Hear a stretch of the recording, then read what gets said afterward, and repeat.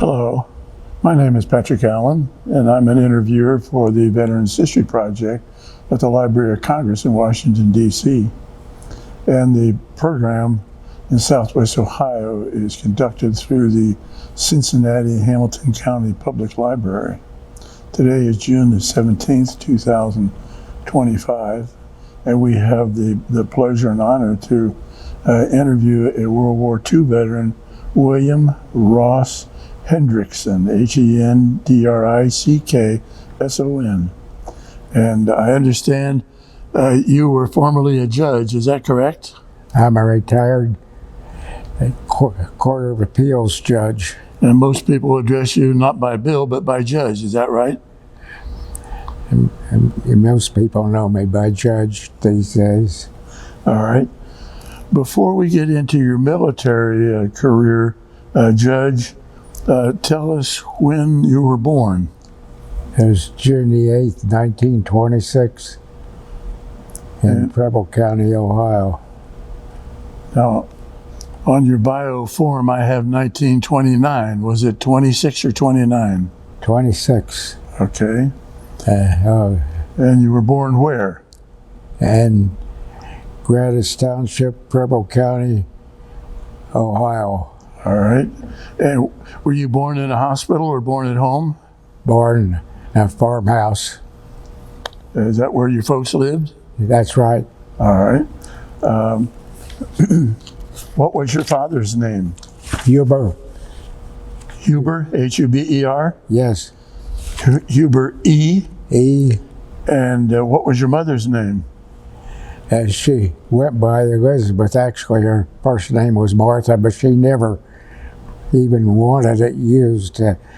So she used the Elizabeth Ross, which was her maiden name. Elizabeth Ross Hendrickson was the way she designated it.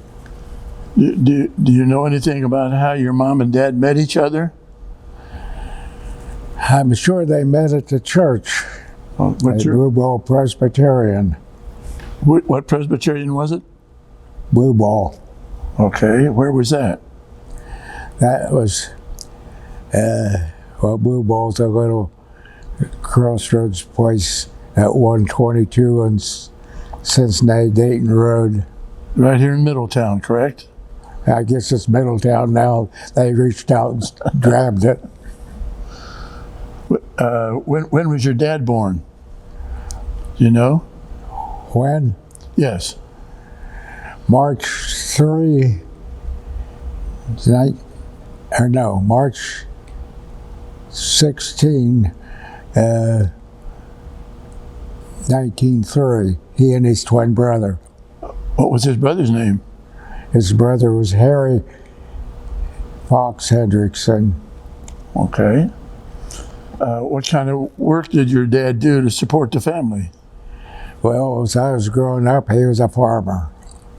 And what did he farm? Did he have crops or cattle? Had just general farming. He had milk, a few milk cows. He raised crops. And hogs. Okay. How big was your farm? It was a small one. It's only 80 acres. Okay. And was that in near Gratis? It was about 3 miles south of Gratis on 122. He's just going toward Middletown. Okay. And how about your mother? Did she work outside the home? Never to my knowledge, except in the sense that when her mother was bedfast, she went over and helped take care of her mother. Okay. That's the only, but I never knew her to be employed outside the home except maybe on election day or something like that. Well, I know your dad did something besides farming. What else did he do? Well, he ended up at a rank in the quality control or inspection department. Well, did he also work as a school custodian? Later on, Okay. So at Aranca, he was what was he there? Inspector? He was in the quality control or inspection department. Now, did you have any brothers and sisters? I had one sister. She was younger. And what was her name?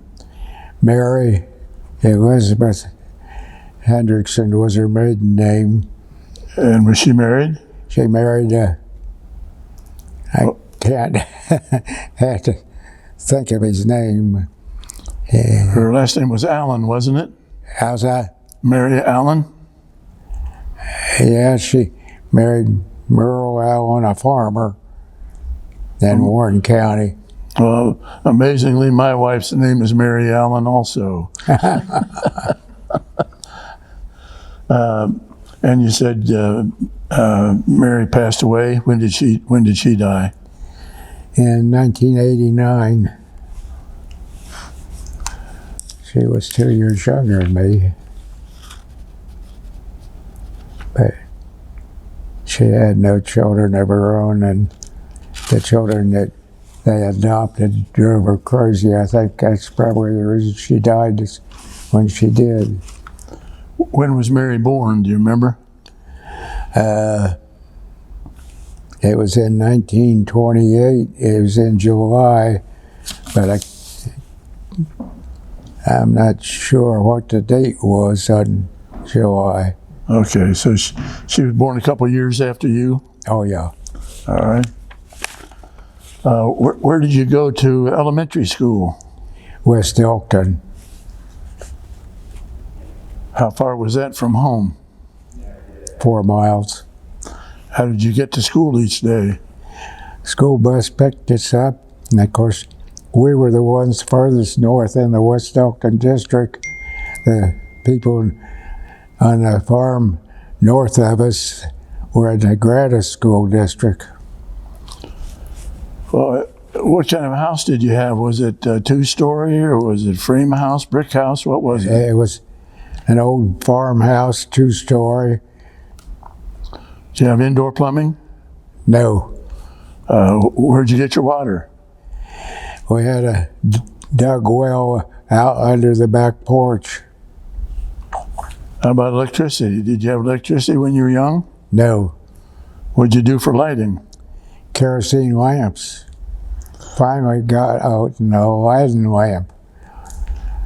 They had a mantle in them that made it much brighter. Okay. It was easier to study by. Did you get electricity at the house before you got out of school? No, actually, I lived there till after I got out of the Army, and we never had electricity.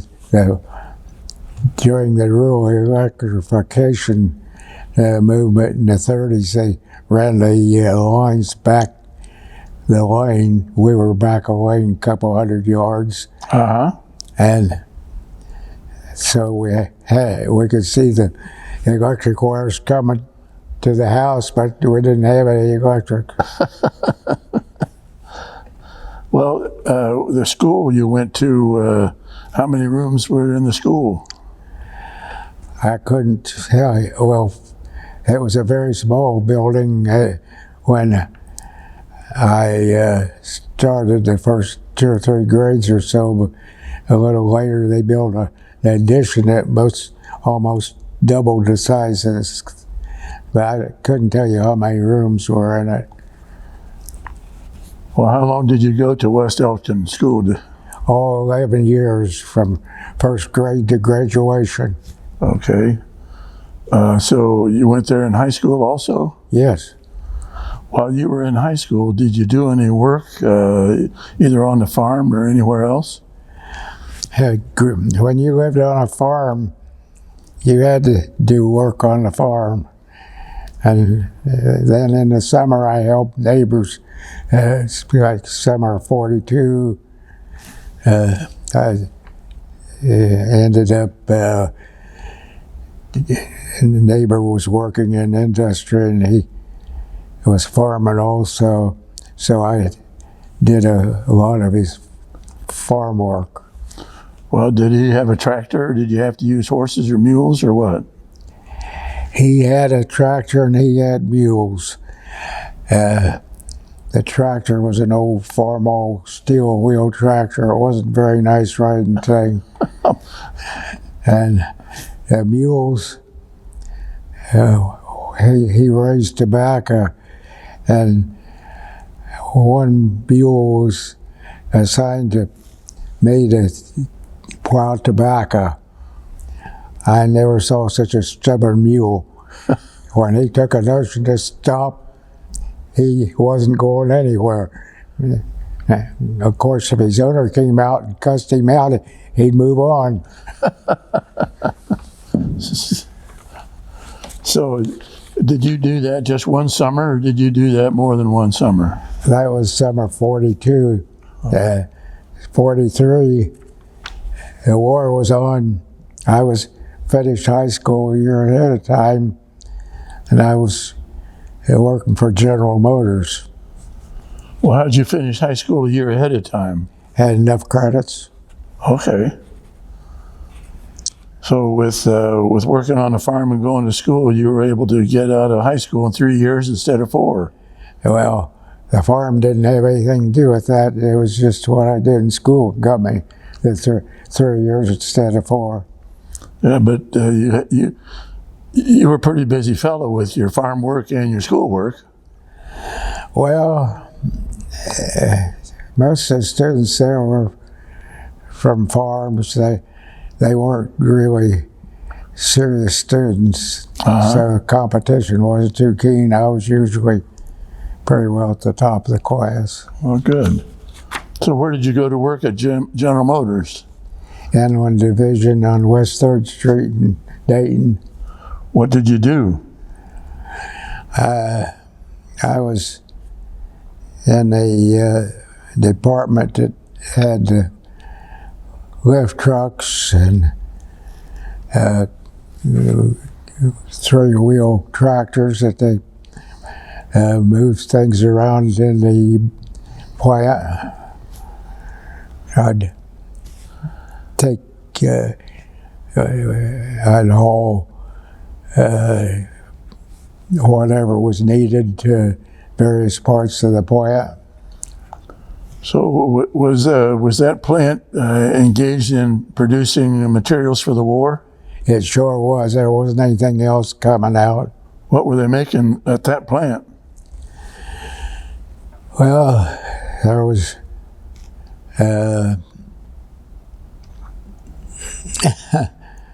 let's see, steering wheels for one. Trying to think back what. It's been a while. I remember. It's been a little while ago. Quite a while ago. Yes, steering wheels. I remember, and there was.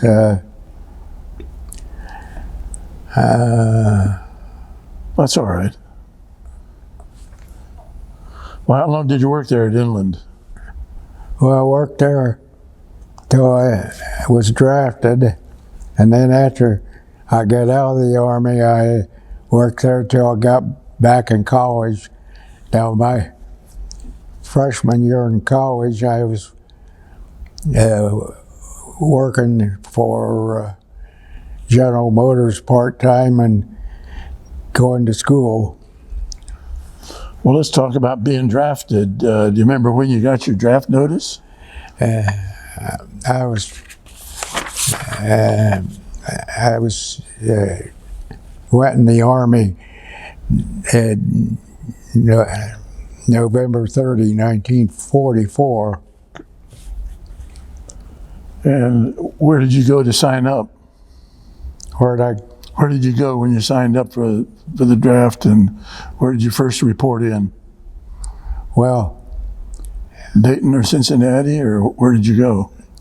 Of course, the first place we went was Fort Hays, Columbus. Okay. That's where we were sworn in. All right. Where'd they send you for boot camp? Well, the next place they sent us for processing uniforms and whatnot, was something out in Indianapolis, Fort, I can't think of the name of it anymore. Benjamin Harrison. Benjamin Harrison? Yeah, that was it. Okay. What'd you do at Benjamin Harrison? All we did was get uniforms, and then they put us on a train to Fort McClellan, Alabama for basic training. How long were you at Fort McClellan? 8 weeks or so?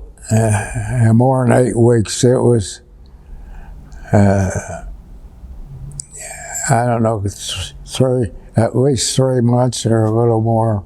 All right. And what were you doing at Fort McClellan? Well, it was infantry training. So you were doing a lot of marching. You did marching, you did hiking, you did, you fired weapons, you did whatever. When you had your weapons training, did you get any marksmanship awards? Did what? Did you get any marksmanship awards for your firing?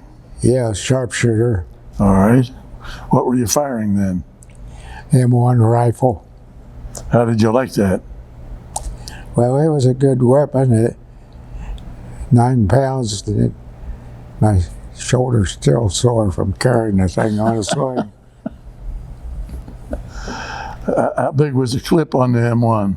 How many shells? 8. 8? Mm-hmm. So you did some hiking down there. What were some of the long hikes that you did?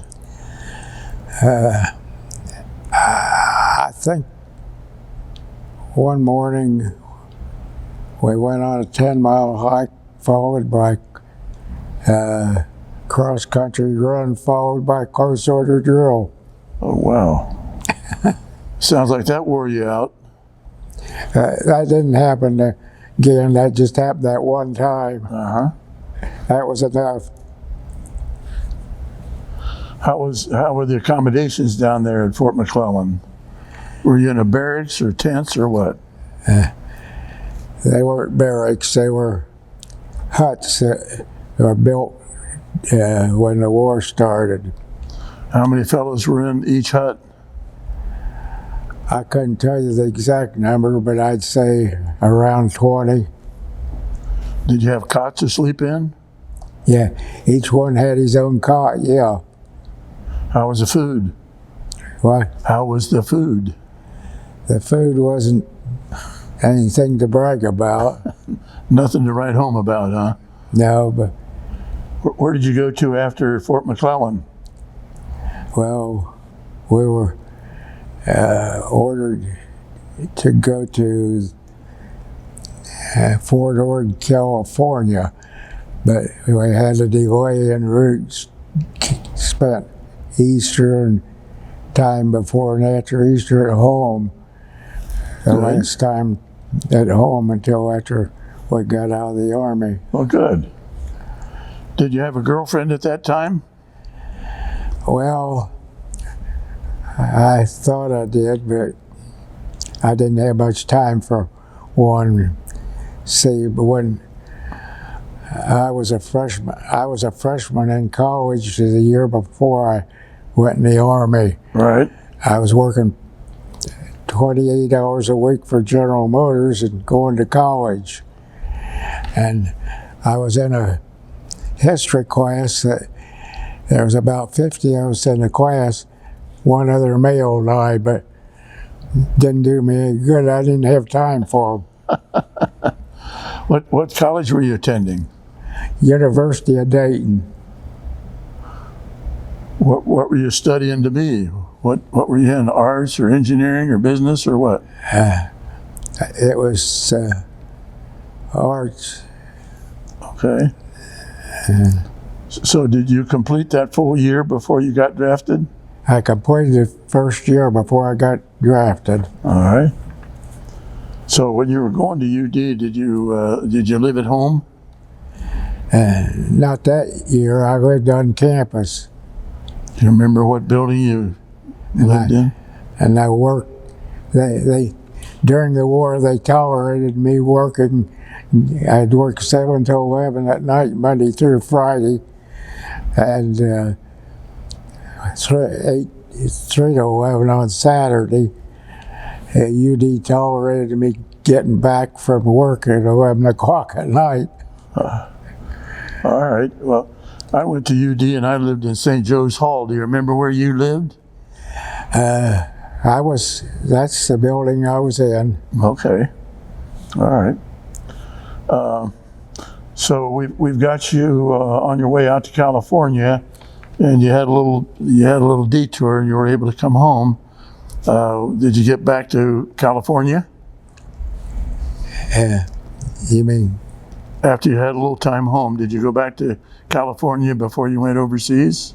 Well, the delay en route came on the way to California. We got off at Cincinnati, Okay.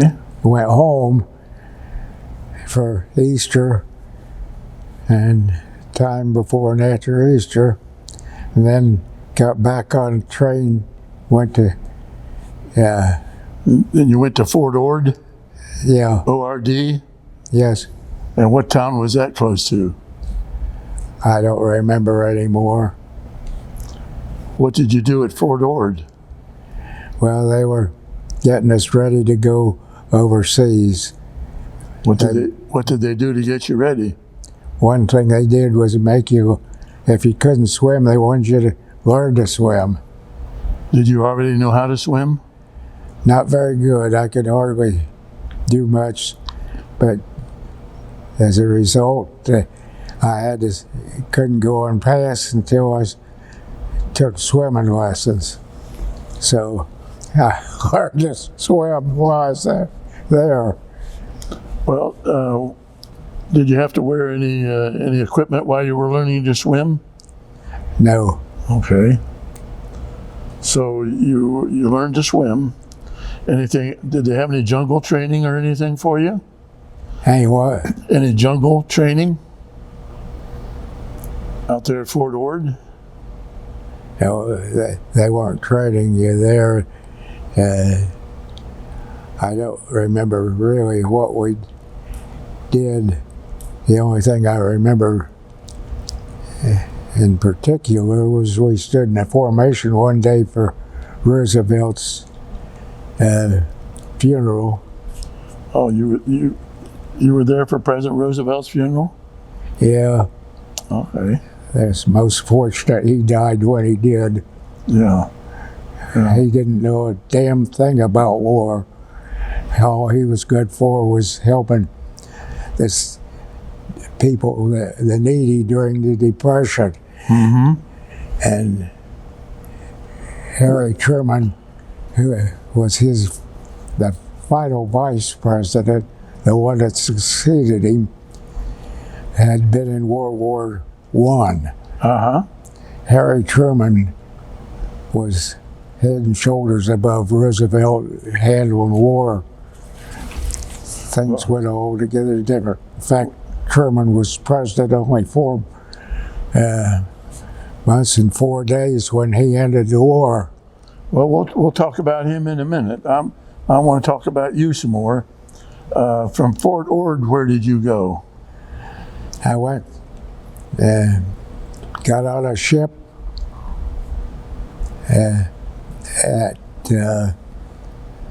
San Francisco and went to Manila. It was a war. Remember the name of the ship? General Mann. The General what? Mann, M-A-N-N. Okay. Remember how many guys went with you on that ship? What?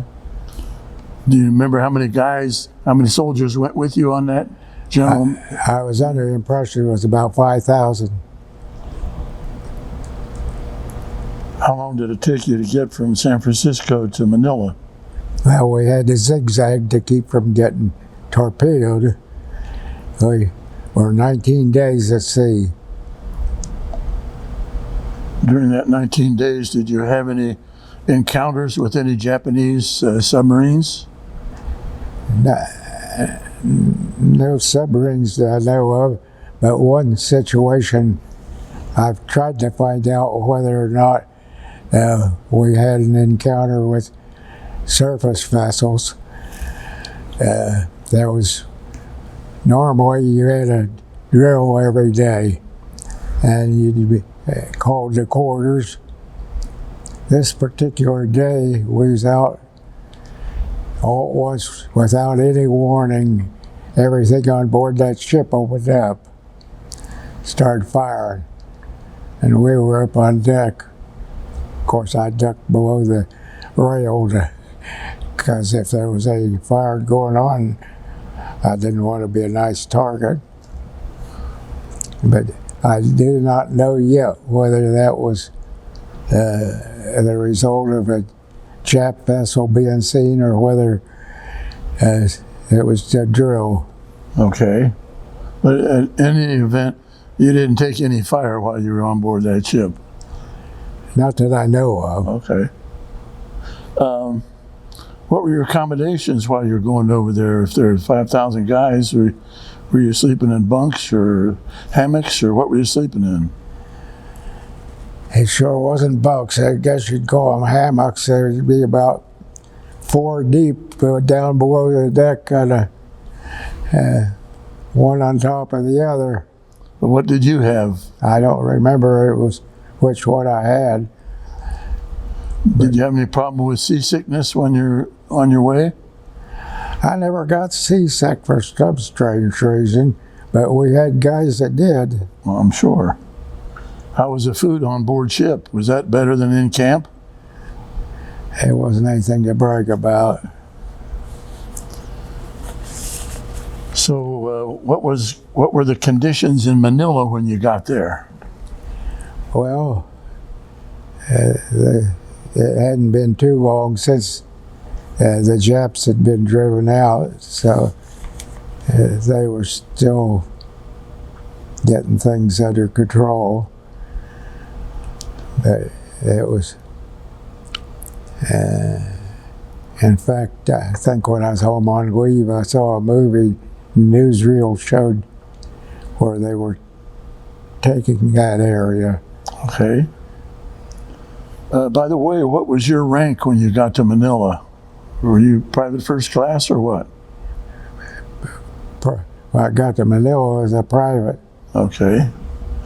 Did you get any advancements in your rank while you were in the Army? Private first class. I would have been a staff sergeant if I hadn't been in the hospital for a long time. The Army don't wait. Somebody else got the job. Well, what did you do in Manila? In Manila, let's see. Well, we landed there and then was sent to a replacement depot, which was a temporary place. Tent City, you might say, where they decided what unit you went to, and they kept you for a few days while they was processing it. And the interesting thing is, I said it was a tent city, and one tent was the toilet. And one day I'm sitting on the toilet having a bowel movement. In walks a Filipino woman wanting to sell me bananas while I'm sitting on the toilet. Well, in that tent city, how long were you in that tent city? Oh, just a few days. Then we were assigned to a unit and sent to it.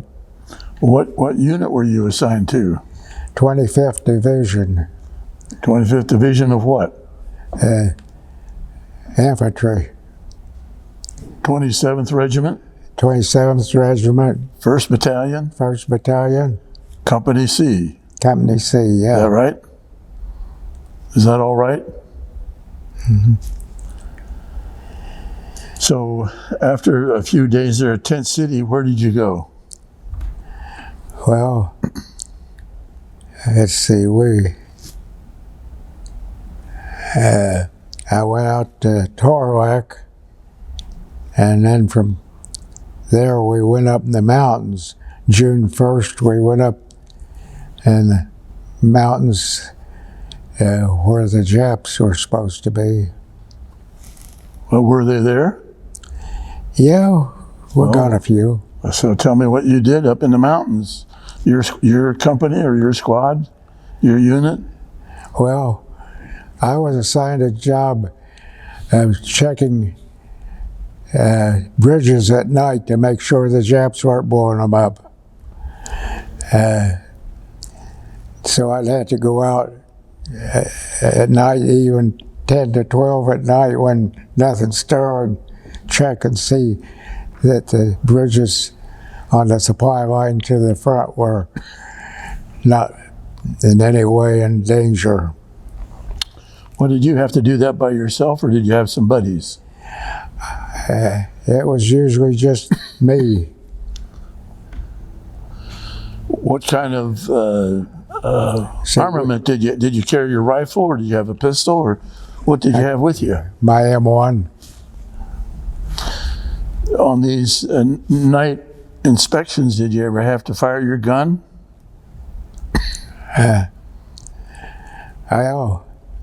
One night I thought I was going to. Tell me about that. I got to a bridge and looked through.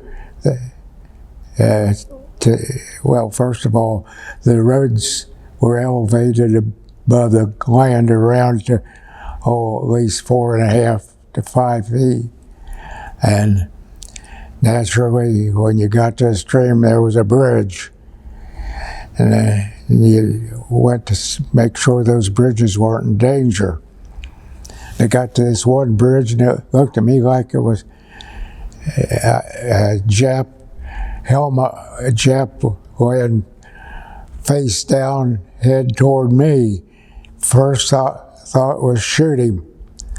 Second thought was, well, he hasn't seen me, so I'll go up on top and see if on the high ground where I can get there. So I got up and started to pull the pin on a grenade to drop on him. Looked down, and here it was moonshining on a rock down there, and I thought it was a Jap. You were lucky. Yeah. You could have blown up a rock, huh? Yeah. So these bridges were strategic for moving equipment around? Well, your convoys would come in every morning with rations, ammo, and miscellaneous supplies for the troops out in the front line. What were those Philippine bridges made of? Were they concrete? Were they steel? Were they wood? These were bridges constructed by the Army. Oh, so the engineers built those bridges? Yeah. Engineers and CBs? Yeah, I'm sure that's who did it. How wide were those bridges? Just one vehicle wide, or could two vehicles go side by side across? I think they were only one vehicle wide. I don't remember for sure, but I think that's it. Did those bridges go across rivers? Did they also go across valleys? Well, there weren't any big rivers, but there were streams, and some of those streams were fair size. Uh-huh. Tell me about the weather there. Was it real hot and muggy, or what? How was the weather? Hotter than hell. We was there in the summer of 45, and the tip of my nose peeled from the time I got there till the time I left. It was really hot. So, were you on Luzon at the time? Yeah, that's where we were, was on the island of Luzon. And what kind of accommodations did you have? Did you have tents or barracks or what? Well, when we was up in the mountains, we had the stars sometimes for cover. Sometimes it was,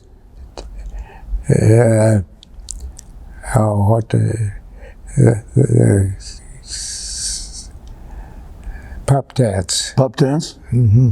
Okay. Well, at night you're up there in the mountains and you have the stars, or you have a pup tent. How about the bugs and mosquitoes and stuff? Did you have any of that problem?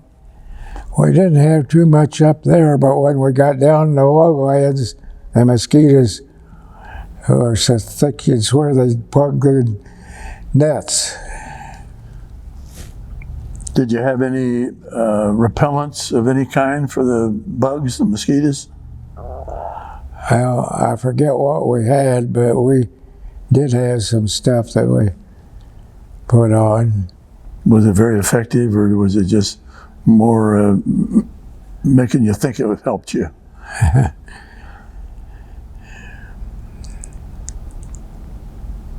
It was just not very pleasant in the lowlands with those mosquitoes. So did you spend more time up in the mountains or more time in the lowlands? Well, I spent the entire month of June in the mountains, All right. and then came down to Tarlac at the end of June. And of course, the camp we had then was close to Tarlac. It wasn't quite so bad as it was out where you'd have a lot of mosquitoes. How do you spell that camp at Tarlac? Tarlac, Tarlac, I think.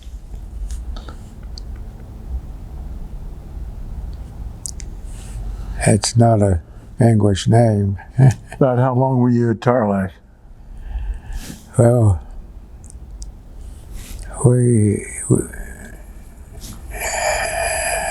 I think we were there till we went to Japan. I'm not sure. Let's see. Did you yourself get involved in any individual combat with any of the Japanese?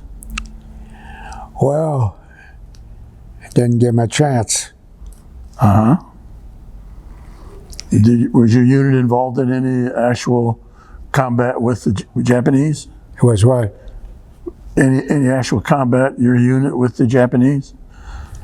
There on Luzon? Well, naturally you'd have some. It was mostly a few here and there. We shot them. When you're up in the mountains, did you have any nighttime attacks by any of the Japanese? Did you have any what? Nighttime attacks by the Japanese when you're up in the mountain? I still don't know what you're asking. When you're up in the mountains at night, did the Japanese ever try to come into your camp? No, they never came into the camp. We were always expecting them to be along the road blowing up bridges, but we never saw them. Well, that's good. So from Luzon, did you go up to Japan? Yes, after the war ended, the war ended in mid-August. Do you remember where you were when you got news the atomic bomb had been dropped? How's that? Do you remember where you were when you got news that the atomic bomb had been dropped? We were in the camp at Tarlac, near Tarlac. We got the news. I remember somebody saying Japan must be really shutting now. Was there any celebration at camp when you got that news? That was as much as there was. Okay. How did you get to Japan? Well, we went up to Engan Gulf, the north part of Luzon, got on a ship and went to Japan. How long did that take? Well, we was on that darn ship, I forget, it was something like 3 months or something, because they hadn't cleared the harbor of mines in Japan. we had to wait for that. And so we got the Japanese waters and couldn't do anything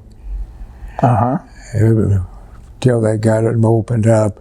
What kind of? From Philippines to Japan, I forget now, it wasn't very many days. I think I don't remember, it was several days, but it wasn't any great length of time. What kind of a ship were you on when you went from Luzon up to Japan? It was just a troop ship. How many fellows were on that? About 5,000 or more or less? I have no idea. Were you in the same kind of accommodations where you had those hammocks 3 or 4 high? Yeah. Food still nothing to talk about? Anyway, Food was still nothing to talk about? yeah, it was nothing to brag about. But How was the weather? Did you run into any typhoons or any storms on your way from the Philippines to Japan? yeah, it was lucky to have it. We was on board that ship about 3 months. They decided to sail one day toward Japan, and wouldn't you know, that's when a typhoon came up. They didn't warn me. I got up to go to breakfast that morning. I had to step out of the hatchway in the middle of the deck, walk across the deck to stairs to get to the place where we ate breakfast. Well, so I stepped out of the hatchway in the middle of the deck, one step, and I was hanging on the rail. Like, a little more, and I'd have been over that water, and there was no way they could have gotten me out. You almost got blown overboard by the weather, huh? That was Wow. terrible. How long did that bad weather last? Did that last hours or days? It was hours, I would say, maybe a day. I don't remember. Okay. Anything of other than that experience? Did you have any other experiences of note or importance between Luzon and Japan? I don't remember anything else on that. So were you in the harbor up there in Japan when you got notice that the Japan had finally surrendered, or were you still down in the Philippines? We got that notice while we was in the Philippines. What did you think of Harry Truman at that point in time? Our savior. Uh-huh. See, my division was scheduled to make the initial invasion on one of the Japanese home islands November 1. And if that hadn't happened, it had been another thing like Normandy.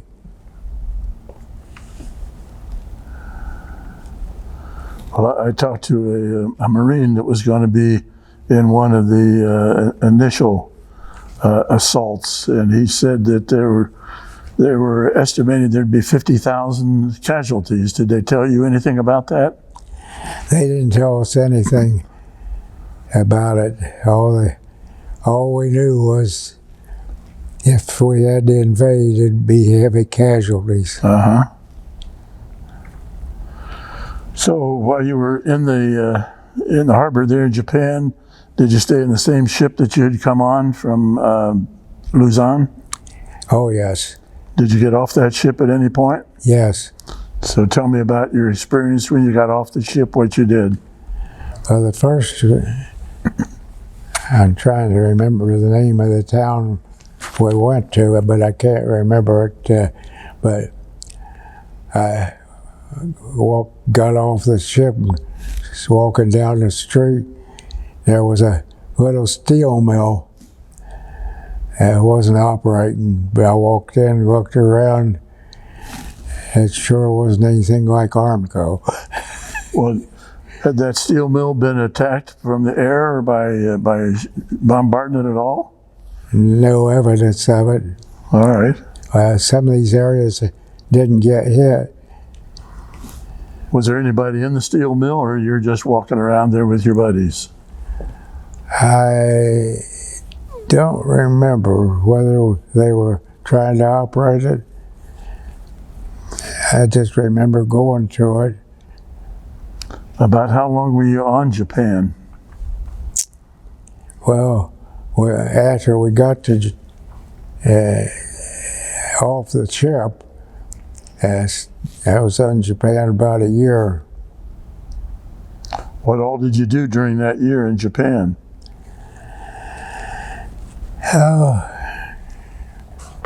First thing was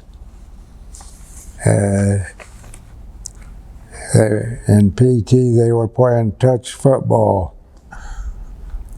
and I happened to have the ball.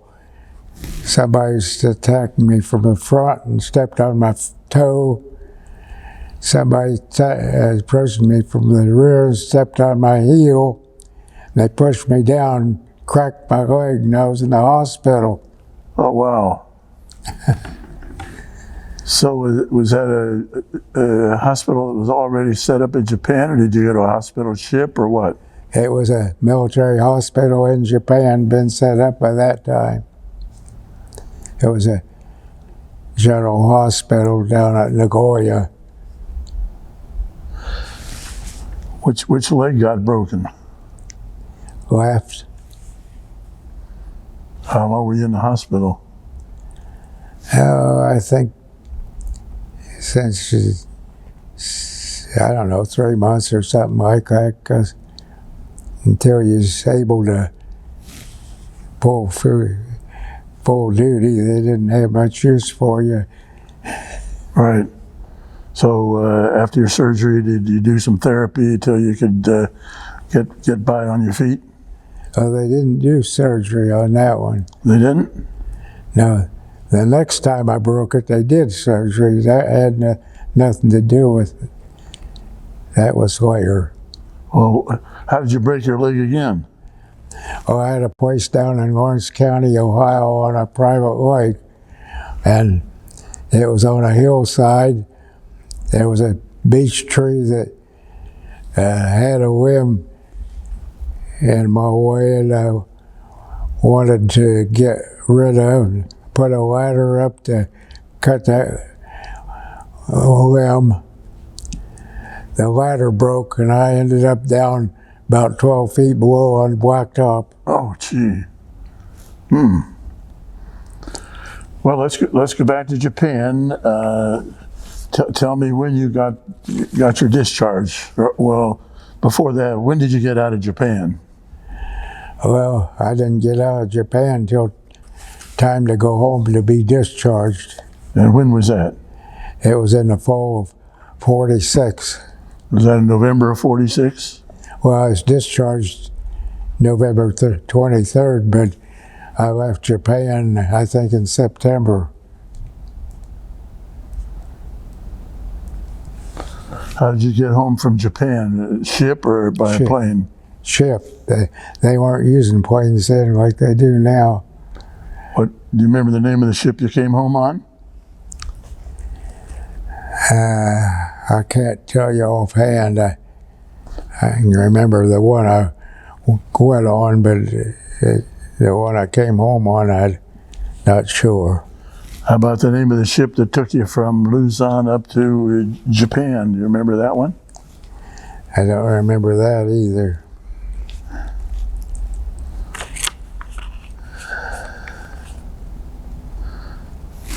Do you remember any stories about the sinking of the Indianapolis? Oh, I heard stories about it, but it didn't in any way affect me because I wasn't anywhere around it. Were you in the Philippines when you learned of that? In the Philippines, when what? When you learned that the Indianapolis had been sunk? I don't know. I don't know whether I even knew much about the Indianapolis. Okay. You mentioned on the way over to Manila that the ship you were on would zigzag. You remember telling me that? Yes, What was the purpose of that zigzag? to keep from getting torpedoed. And did they do that day and night? Absolutely.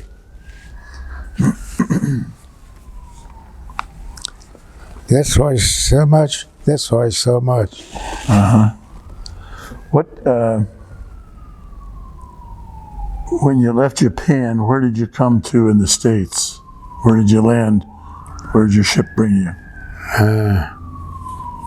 I think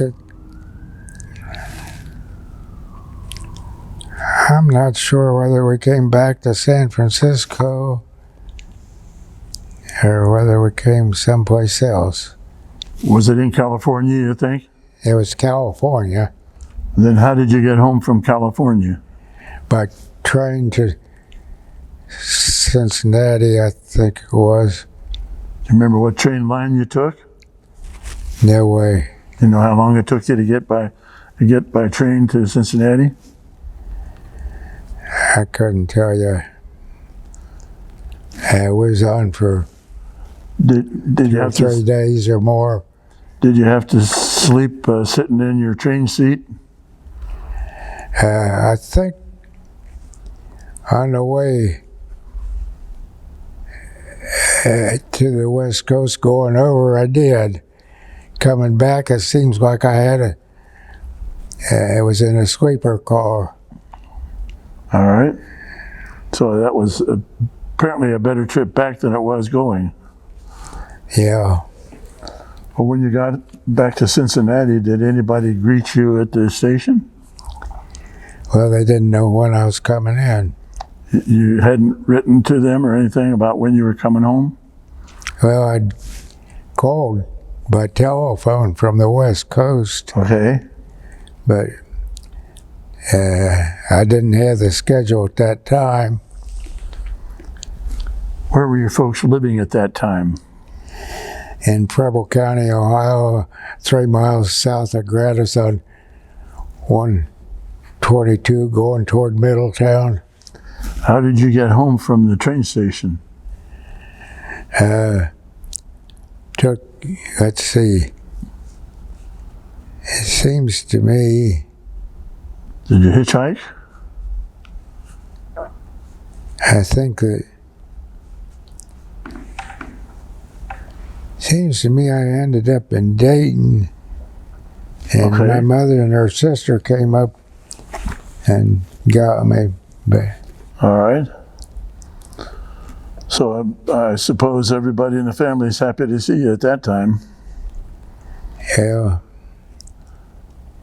yes, of course, there wasn't that much activity. Well, let me go back to when you're on Luzon and you're in the mountains. How often were you able to change your uniform? Do you remember?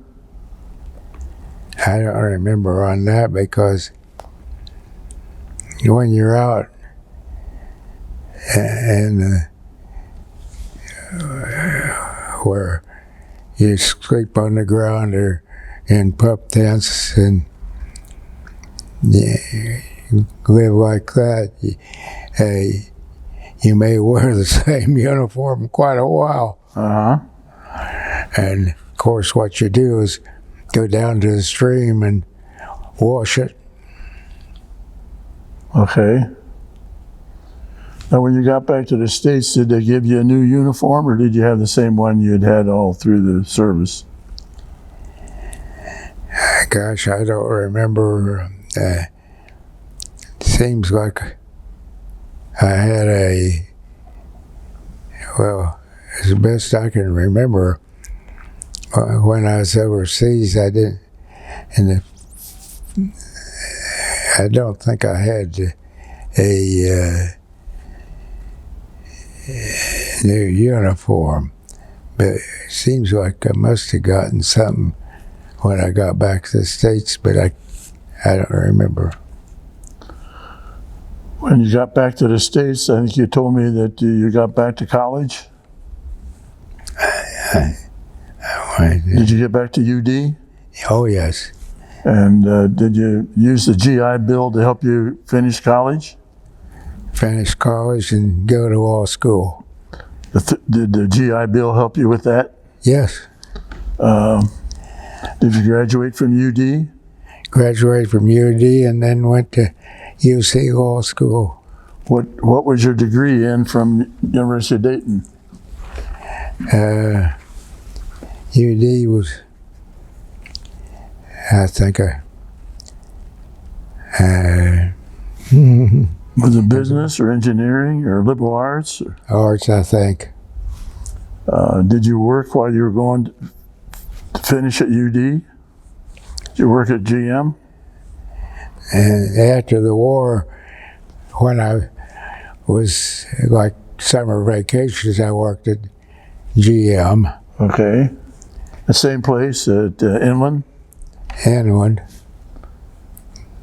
At that time, they're not making war materials. What were you doing at Inland when you worked during the summer while you were going to UD? They were making running boards and let's see, crutches and Were you an inspector again? I was operating either a little three-wheel tractor or a lift truck. So again, you're distributing the materials to the machines? And move material into the area. So what made you decide you wanted to go to law school? Well, I decided that when I was in probably junior high. And what made you want to go to law school? Well, I noticed that a lot of congressmen had law degrees, and I thought it'd be interesting to go to Congress. All right. Unfortunately, the climate wasn't right for me to get there because of two industries, Armco and the one in Hamilton.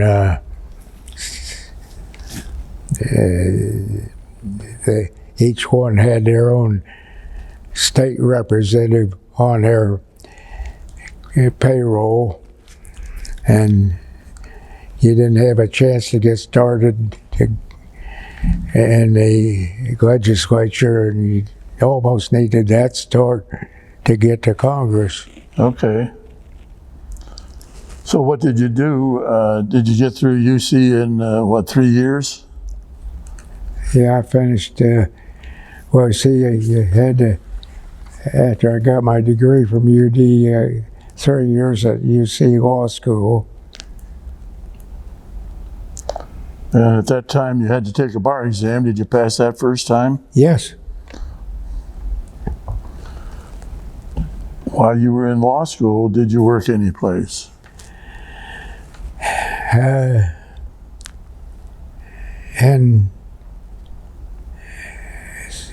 one summer, business was lousy. Things weren't good. I took what I could get, and it was Holland Furnace Company. What furnace company? Holland, Holland? out of Holland, Michigan. Holland? Mm-hmm.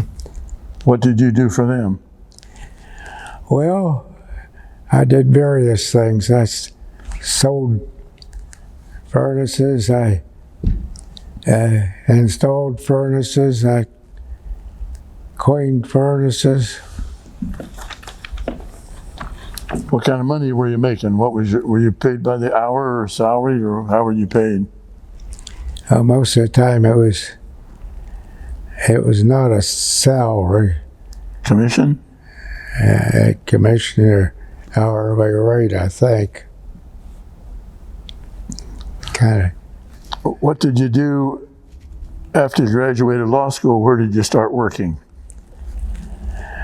Well, I didn't have any place to practice. At first, I opened an office in Monroe, and of course, there wasn't any practice until I got it built up.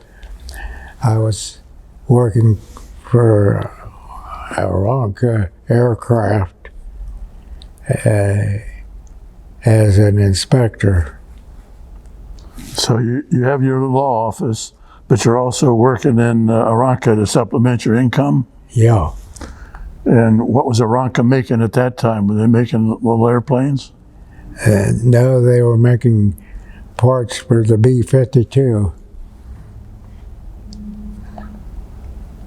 Well, what hours did you work at Aranca and what hours did you practice law? Well, a lot of it was 3 to 11 at Aranca, and some of it was 11 till 7. When you had your office, were you by yourself or did you have another lawyer with you? After a while, I had a lawyer in with me, What was his name? Sheldon Strand, Strand. And what became of Sheldon? I think he's dead. But what did he become? That name sounds familiar to me. Well, he took some kind of a job with the city of Middletown at one time in the law department. Right, that's where I knew him from. So how long did you and Sheldon practice together? Well, he stayed there. I don't remember if he was still there when I went on the Court of Appeals or whether he had terminated it. I can't tell you anymore. Well, besides working at Aranca and your law office, you had some side jobs. Were you Justice of the Peace? That was in the early days of my practice, yes. And what did you do as a Justice of the Peace? Oh, you had minor cases from the township or What township were you working through at that time? Lemon Township. What county was that? Was that Butler County? Butler County. How long were you a Justice of the Peace? I don't recall anymore. That was just part-time, wasn't it? Oh, it was a part-time job and didn't amount to much. Well, from being an attorney and a Justice of the Peace, what made you decide that you wanted to be a regular judge? Well, I really wanted to go to Congress, but there weren't any opportunities for me, as I said before, because the industries had their own people. So, but they would give me a judgeship because you had to have the qualifications for a judge that you didn't have to have for a lot of the other offices. So I finally took a judgeship when offered. And what judgeship was offered to you? County court. And how long were you in the county court? I think 23 years. Oh. I had no place to go. Well, but when you say it was a county court, that was more than just a county court. That was a court of appeals, wasn't it? It was what? Court of appeals? No, the Court of Appeals was what? After I left the county court, I went on the Court of Appeals. All right. The Court of Appeals is one that reviews cases to see whether there's an error in the proceedings, and if there is, it's set back to either reversed or set back for further proceedings, whatever has to be done. So as a judge for the 12th District Court of Appeals, your job was to review decisions made by lower courts in the county or That's right. in the area. How many counties were in the 12th District? In the 12th District, it was 8 counties, as I recall. Well, were you first appointed to that, or did you have to run for election for that? You had to run for election. Do you remember who your opponent was? Seems like there was more than one opponent that first time, Okay. but I can't remember. Well, let me take you back to your county court judge job. Was that a county-wide position for the whole county? Well, I'm not sure it was county-wide. It may have been whatever the court district was. Just a district. Now, you said you had that 23 years. Did you have to run for re-election? Sure. When you first got that job, were you appointed or were you elected for it? Elected. Yeah, I don't think I ever had an appointment. Uh-huh. Well, how many years did you spend on the Court of Appeals for the 12th District? The best I can remember, I'd say, You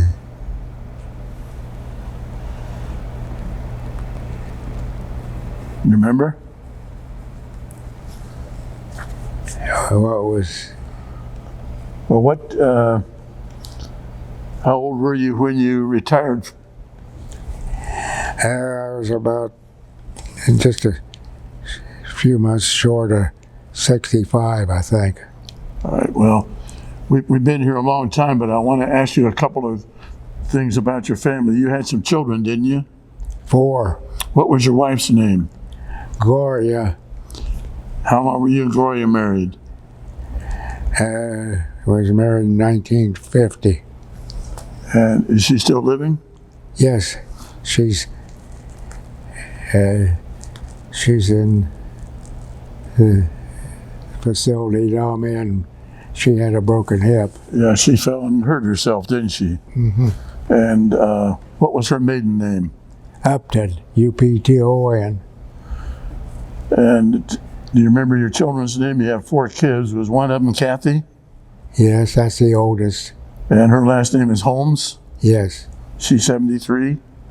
yes, And then you had Carol. yes, Her last name is Davis. yes, She's 71.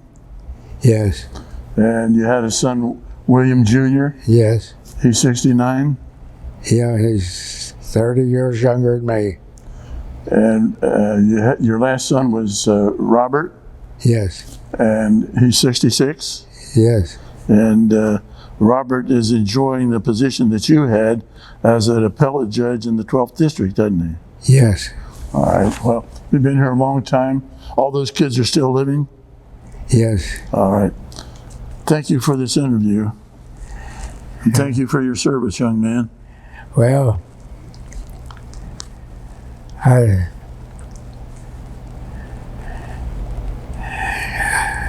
what I didn't tell you is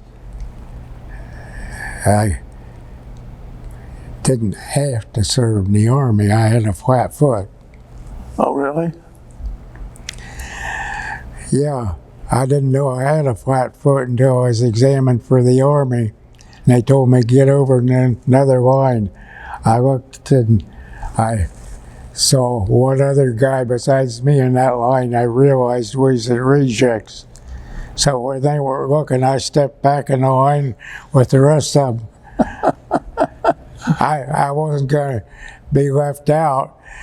I wanted, everybody was going to service. I wanted to go too. I didn't want to feel like I was something that. Well, one last question. Where were you when you learned that the Japanese had attacked Pearl Harbor?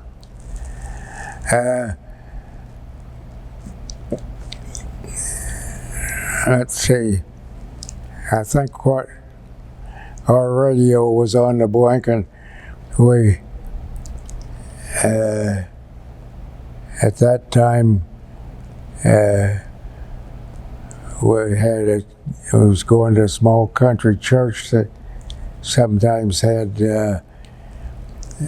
night services because they'd be sharing a pastor with another church. And it seems to me it was at that church that we learned that the Japs had attacked Pearl Harbor. We didn't know it. Well, I won't keep you any longer. I'll let you go. Thank you again for your service. Thank you for this interview. Well, you know, I don't, even though I could have avoided service because of that flat foot, I don't regret serving. Now, the strange thing, I grew up on a farm. As a result, I was used to walking all over the farm, all kinds of soil conditions. So having done that, I didn't have any problem in spite of my flat foot. You didn't even know you had a flat foot. How's that? And You didn't even know you had a flat foot. I didn't know it till they examined me. But they would have, I would have been rejected had I not stepped back in the line, or if I hadn't stepped in the line with the ones that passed. But see, they examined us in the summer of 44 and didn't call us until after the presidential election. Well, you had to be re-examined when you went for the call after that long a time. Shoot, that was a farce. I got by that without any trouble. And I was in. And it was something. There was only one basic training was a little hard on me, but nothing after that.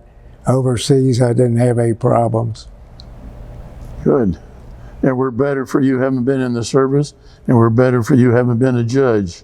So thank you for that. All right, and you take care of yourself. Well, not much left to take care of. After all, time you're 99 years old, there isn't a whole lot. Well, thank you.